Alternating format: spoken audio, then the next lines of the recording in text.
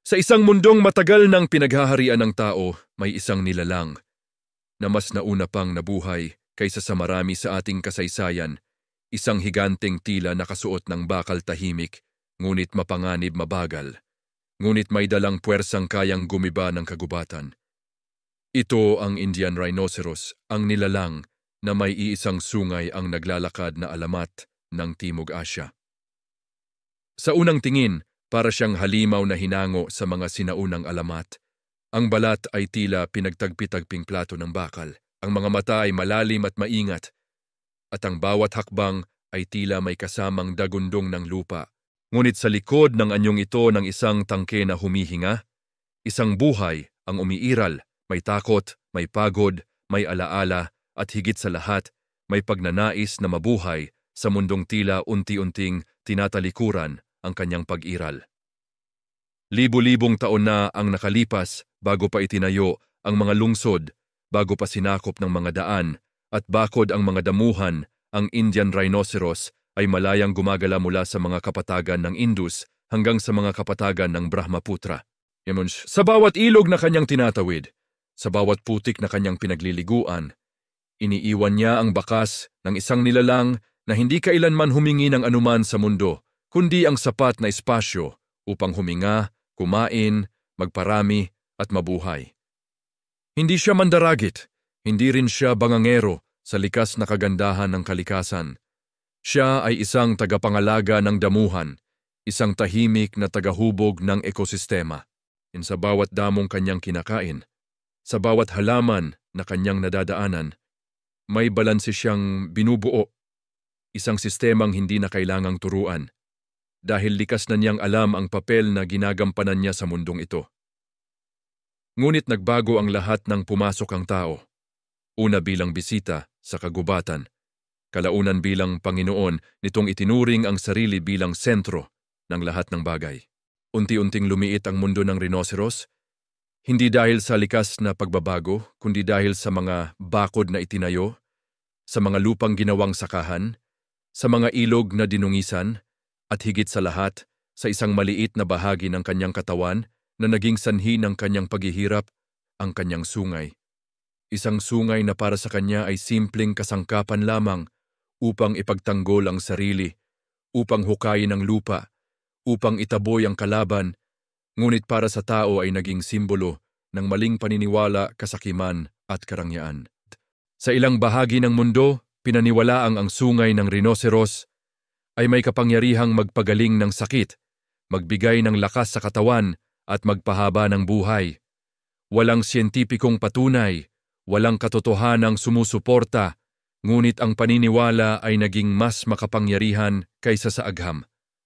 At dahil sa paniniwalang iyon, nagsimula ang isa sa pinakamadugong kabanata sa kasaysayan ng Indian rhinoceros. Isang putok ng baril, isang patak ng dugo, isang bumagsak na higante sa putikan, at ang sungay ay tinanggal, iniwan ang walang buhay na katawan sa ilalim ng araw, wala nang silbi sa mata ng mga poacher, matapos makuha ang nais nilang yaman. Isipin mo ang isang inang rhinoceros na kakapanganak lamang, ang kanyang anak ay hindi pa marunong tumakbo, hindi pa marunong umiwas, hindi pa marunong lumaban. Isang iglap ng kaguluhan, isang pagsabog ng tunog, at sa isang kisap mata, nawawala ang kanyang mundo. Ang batang rhinoceros ay maiiwang mag-isa sa damuhan, umiiyak sa wikang tanging ang kalikasan lamang ang nakaririnig. Naghahanap sa amang o inang hindi na kailanman babalik. Marami sa kanila ang namamatay sa gutom, sa sakit, o sa mga mandaragit, hindi dahil sila ay mahina, kundi dahil kinuha sa kanila ang gabay na dapat sana magsilbing sandigan sa kanilang unang hakbang sa buhay. Sa kabila ng lahat ng ito, ang Indian rhinoceros ay hindi agad sumuko. Isa siya sa mga patunay na ang kalikasan ay may likas na kakayahang lumaban, basta't may natitirang pagkakataon.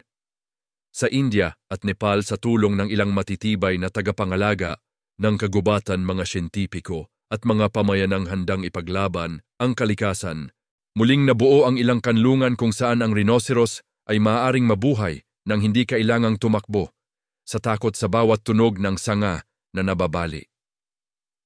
Sa mga lugar na ito, Ang bawat pagsilang ng batang rinoceros ay hindi lamang isang dagdag sa populasyon. Ito ay isang tagumpay laban sa isang mundong halos nagpasya ng burahin ang kanilang pag-iral. Ang batang rinoceros ay hindi ipinapanganak na may bakal na baluti. Sa kanyang unang mga araw, siya ay mahina, marupok, at umaasa sa init ng katawan ng kanyang ina. Ngunit sa bawat paglipas ng panahon, ang kanyang balat ay unti-unting tumitigas. Ang kanyang katawan ay unti-unting bumibigat. At ang kanyang puso ay unti-unting natututo sa mga batas ng kalikasan. Kung kailan tatakbo, kung kailan lalaban, at kung kailan tatahimik. Ang ina ay hindi nagtuturo gamit ang salita, kundi gamit ang halimbawa.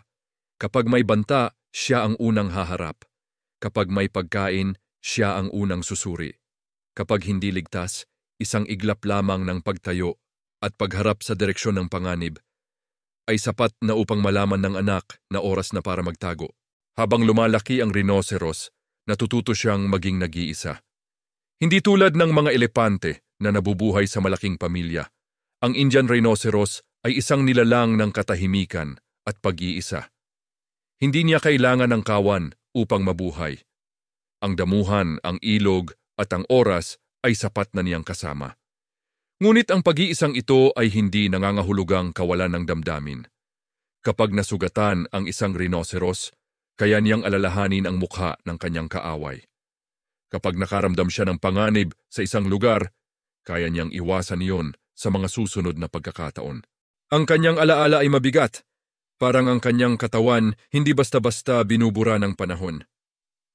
May mga gabi sa kapatagan kung saan ang buwan ay sumasalamin sa putikan at ang higanteng ito ay dahan-dahang lulubog sa tubig upang palamigin ang kanyang balat. Sa katahimikan ng gabi, maririnig ang kanyang mabagal na paghinga, ang tunog ng mga insekto at ang pag-agos ng ilog. Sa mga sandaling iyon, tila payapa ang mundo. Wala ang putok ng baril, wala ang yabag ng mga poacher, wala ang ingay ng makina. Tanging ang isang nilalang na nabubuhay ayon sa mga batas na mas matanda pa sa alinmang kaharian ng tao. Ngunit sa labas ng mga kanlungang ito, patuloy ang panganib. May mga lugar kung saan ang pag-usbong ng kabihasnan ay nangangahulugan ng pagguho ng mga tirahan ng rinoceros. Ang dating damuhan ay nagiging kalsada. Ang dating ilog ay nagiging drainage. Ang dating katahimikan ay nagiging walang tigil na ugong ng industriya. At sa bawat hektaryang nawawala, mas lalo pang nasisikipan ang mundo ng mga natitirang rinoceros. May mga sandaling ang isang rinoceros ay mapipilitang pumasok sa mga sakahan ng tao upang maghanap ng pagkain. Hindi dahil gusto niyang manira, kundi dahil wala ng sapat na damo sa kanyang dating teritoryo. At sa mata ng tao, siya ay nagiging salot, panganib, kaaway. May mga magsasakang mawawalan ng ani, may mga pamayanang matatakot, at sa takot na iyon, may mga sandaling ang baril ay muling magsasalita. Isang trahedyang paulit-ulit, ang hayop na nawalan ng tahanan ay papatayin dahil sa pagsubok niyang mabuhay. Sa kabila ng lahat ng ito, patuloy pa ring lumalaban ang ilang tao para sa rhinoceros. May mga ranger na araw-araw nagbabantay sa kagubatan, handang ialay ang kanilang buhay upang ipagtanggol ang mga nilalang na hindi man lamang nila kayang yakapin. May mga siyentipikong nag-aaral sa kanilang galaw, sa kanilang pagkain, sa kanilang pagpaparami, upang mas maunawaan kung paano sila mas mapoprotektahan. May mga kabataang namumulat sa kahalagahan ng isang nilalang na minsang itinuring na hadlang sa kaunlaran. Ngunit ngayoy, kinikilalang kayamanan ng mundo. Sa bawat sungay na hindi na uuwi sa black market. Sa bawat batang ipinapanganak na hindi agad namamatay. Sa bawat ilog na muling nalilinis, may pag-asa. Isang pag-asang marupok, ngunit totoo. Ang Indian rhinoceros ay maaring inalipin ng kasaysayan, biniktima ng kasakiman, at itinaboy ng kaunlaran, ngunit siya rin ay simbolo ng posibilidad ng pagbabago, na ang tao, sa kabila ng kanyang mga pagkukulang, ay may kakayahang pumili ng tama. At sa pagtakbo ng panahon, maaring dumating ang araw na ang pagtingin natin sa rhinoceros ay hindi na bilang tropeyo, hindi na bilang gamot, hindi na bilang sagabal, kundi bilang kapwa nilalang na may karapatang mabuhay sa mundong hindi lamang para sa atin. Sa bawat hakbang ng Indian rhinoceros, sa damuhan dala niya ang bigat ng kanyang nakaraan, mga sugat ng baril, bakas ng pagkakatali alaala, ng paghabol at pagtakas. Ngunit dala rin niya ang tahimik na panata ng kalikasan na hanggat may isang nilalang na handang lumaban. Para sa buhay hindi pa tapos ang kwento. At sa huli, habang muli siyang lumulubog sa putik sa ilalim ng malamlam na liwanag ng dapit hapon, ang kanyang anino ay hahaba sa lupa. Isang aninong nagpapaalala sa atin na ang mundo ay hindi lamang atin, na bago tayo dumating, may mga buhay ng umiiral, at kung tayo ay tunay na makatao, hindi natin hahayaang sila'y maglaho na parang hindi kailanman nabuhay.